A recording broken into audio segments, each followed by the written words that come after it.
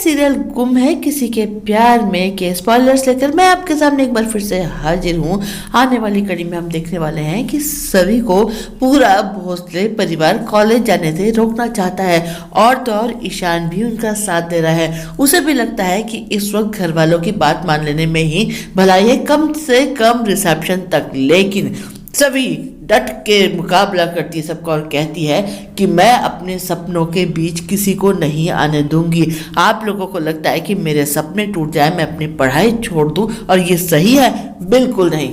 Well done सभी, बिल्कुल ठीक कहा आपने। दुर्वा ने पहले घर पहुंचकर घर में सबको सभी के खिलाफ अच्छा खासा भड़का दिया है और इधर ईशान बाबू जब बड़ा पाव डेट एंजॉय करके अपनी दुल्हनिया का सामान लेकर घर के दरवाजे तक पहुंचते हैं तो पूरा भोसले परिवार उन दोनों पर बरस पड़ता है। राव साहब कहते हैं कि ईशान, तुमसे ये नहीं हो सकता था कि तुम अपनी पत्नी को कंट्रोल कर सको। सब जगह ढिंडोरा पीटती जा रही है कि तुम दोनों की शादी हो गई है, कम से कम रिसेप्शन तक तो चुप रह सकती थी। मैंने बड़ी मुश्किल से ये इज्जत कमाई है और इस लड़की की वजह से मैं इसे गंवाना नहीं चाहता। तभी रीवा आती है और रेजिग्नेशन लेटर राव साहब को थमाते हुए कहती है कि अब मैं ऐसी जगह काम नहीं कर सकती जहाँ हर रोज मेरी पर्सनल लाइफ का मजाक बनाया जाए।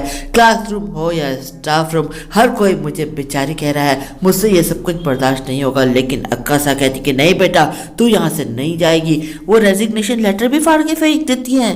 कहती है कि अगर किसी की गलती है तो इस सभी की आज से इस लड़की का कॉलेज जाना बंद, घर के बाहर ये कदम नहीं रखेगी। अब सभी भी चुप रहने वाले में से तो है नहीं। कहती है कि अगर किसी का बाहर जाना बंद करना है तो अपनी बेटी दुर्वा का कराइए, जिसने कॉलेज में ढिंडोरा पीटा है। मैंने किसी को कुछ नहीं बताया और इसके अलावा अगर किसी और को रोकना है तो आप ईशान सर को रोकिए।